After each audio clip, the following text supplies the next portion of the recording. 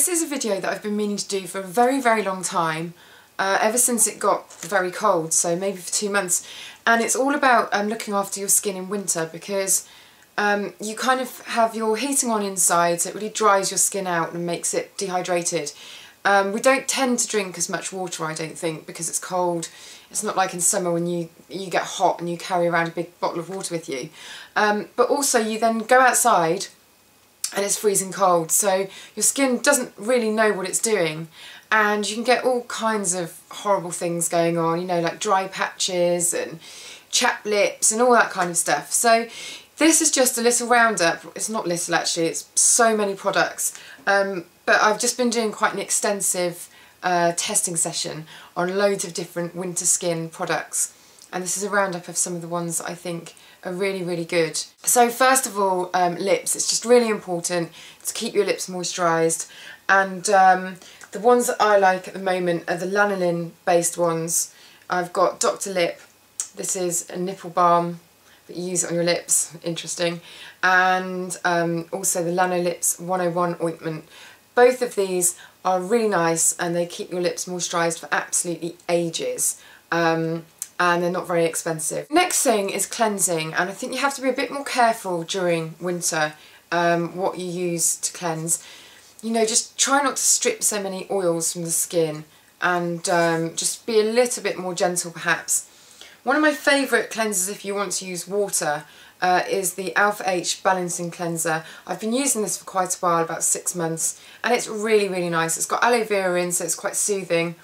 But it's also really good at removing makeup, so it's kind of a nice all-in-one. I was using this with my Clarisonic and it worked very well, but obviously you can just use it with your hands in a flannel. Very nice indeed. If you don't want to use water, I am loving the Naked Skincare Orange Cleanser at the moment. It's called Perfect Getaway. It's not actually called an orange cleanser, but I just think it smells of orange blossom really quite strongly. It's one of my favourite fragrances, so obviously I really like this one. And then one that I also really rate, this is going back to a wash off one, is the new Beau Cell Dynamic Velvet Cleansing Cream. I think I spoke about this over Christmas when I had my man flu, slight cold illness thing. This is just very rich, but you know, kind of gentle and very soft, and just feels very luxurious, so nice one as well. And then if you've got very, very dry skin, then I love the Aromatherapy Associates Renewing Rose Cleanser. If you've got oily skin or even combination, this could be a little bit too heavy, but so, so great if you've got dry skin. I mean, it just really feels very kind of nurturing, very much like that one. So then moving on, moisturizer, obviously, which is what this is all about. Now, you might think that also you want to get a really heavy eye cream for around the eyes, you know, because if you're going for that and putting the moisture back into your skin, but actually I don't really think that it works like that. And I know a lot of people don't believe in eye cream. They believe in just using the same face cream right the way across the face, but I do think that sometimes in winter, or when you're using a moisturizer that's heavier than usual, this is kind of the time when an eye cream does make a difference, because you don't really want to be using a very, very heavy formula around the eyes.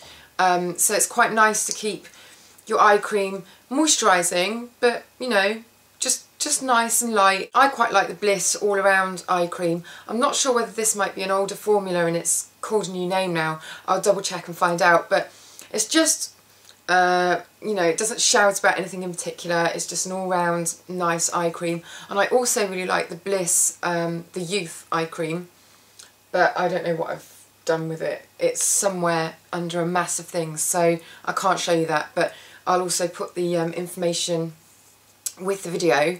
And it's just really nice, just kind of fills out those fine lines, you know, just makes it all very moisturised, so I like that one. I've been quite liking the Rhea Jade Serum recently. Now, I don't know whether you've heard of this at all. I'd never heard of it before, and it's quite a small company. It's very niche and very, very luxurious, and it basically uses pure jade in this serum formula. but it's actually a very cooling serum. I don't know why I always do this and put it on the back of my hand, because you can't tell what it feels like, smells like or anything. But it smells very fresh and quite soapy in a way. It's a very comforting smell, and it's got quite a tightening effect, but it just seems to make moisturiser go on all that better. So I've been using this quite a lot, especially when my skin's been slightly oily, because it seems to be quite good over a lot of other serums when you've got oily skin. In fact, serums seem to be quite good on oily skin in general, because they're just that much lighter and different in texture. They're not very clogging. So then, obviously, you need to moisturise. First of all, let's go for if you've got very, very, very dry skin.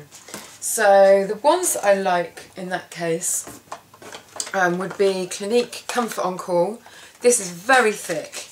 If you have a look at that, it's like a cold cream basically, and it's more of a balm texture, but just very moisturising. And then a similar one, but very different ingredients and kind of feel behind it, is the Avène Extremely Rich Compensating Cream, which is slightly cheaper as well. I think this comes in a little kind of glass jar, and again a very similar texture, you know, that's not moving, it's very thick and same kind of feel, very, very rich. So I like both of those, they're slightly different. This one has got a bit more of a fragrance to it actually than the Clinique. The Clinique's pretty much unscented. So those are both very good if you've got extremely dehydrated skin.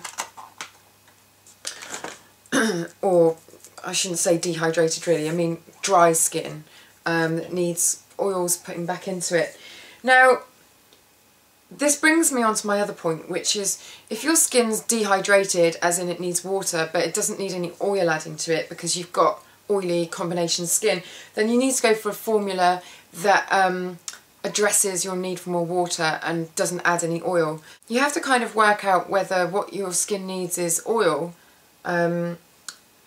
which is kind of a more long-term problem, or whether it needs water, in which case, you know, you need to address it in a different way. I like the Darphan Hydra Skin Light. This is kind of like a cream gel.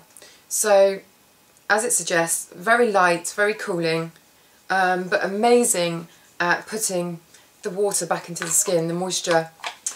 So, I like that one a lot. Smells amazing. And I really rate Darphan products. I think they're very luxurious, but not at a ridiculous price tag. So they always get quite a good thumbs up from me. If you don't have a lot of cash to spare, then you do have some options. I always try to do a bit of a budget option as well. But if you've got very dry skin, Organic Surge do a super intensive daily moisturiser, and this is very thick. Slightly too much for my skin actually, and not as thick as the Clinique and the Avène one, but almost there, but a lot more affordable. So that one's nice, smells delicious, and I like Organic Surge products. I like the brand actually as well, they've got good ethics behind them. Two more. I don't know whether you're getting bored now. I mean, this is kind of moisturiser overkill and my throat is really starting to hurt, but there are just two more. Interesting one actually this. This is Energis, and I've had a lot of Energis products for quite a while and I really, really like them. They perform very well and they're completely natural. They've got a lot of organic ingredients in them, but sometimes they have a slightly funny smell, and it is because, you know, they don't have a load of fragrance bunged into them or anything like that. This is the Intensive Radiance Replenishing Cream, and it does work wonders. It's very rich and very nurturing. It's just got a slight something or other that I can't put my finger on that I find quite pleasant, but other people have noticed on me and thought it's been quite weird. So I think it's very much personal preference. But if you ever kind of go past somewhere that stocks these, or you can get hold of a sample, then I think it's well worth having a go with them, because the results are very, very good, and it's not a very known brand actually. So I really like this one, it works very well. And then the other one that I think is very good and is also very natural is the Trilogy Ultra Hydrating Cream. kind of different, this one as well, because it's in a tube, so it's a bit more portable. You stick it in your handbag. Not quite as rich, again, as the Avène cold cream, compensating cream, and the Clinique. It's not quite there with balm. But this one also smells very nice. It's very kind of aromatherapy and really long-lasting hydration. So all of those that I've just shown you, I think are very nice. And I think that's it. There's actually the Lirac Hydra Chrono, but I'm going to be talking about that in a different video probably, so I didn't want to bore you with that, but I will anyway. It's a really nice kind of bright pink colour. I think it's very fun to use, and that's kind of midway in between all of them. It's, you know, you could use that on even slightly oily skin, I think, because it's quite a, I don't know, it's quite a light, almost gel-like cream texture. It says extreme balm for dehydrated skin, but I don't actually think that it's as much of an extreme balm as some of the others. And I don't find it too rich at all on my skin, which sometimes is a bit oily here. So there, I ended up mentioning that anyway, didn't I? So that's everything. I've bored myself with the sound of my voice today, so I think I'm going to stop for now. I hope that's given you a good idea, if you are suffering from winter skin syndrome, a few good ideas on what you might like and what's out there. There are loads more, but you know, we could go on for hours, so that's just my pick of things that I've been looking at over the last couple of months. So I'll see you in the next video.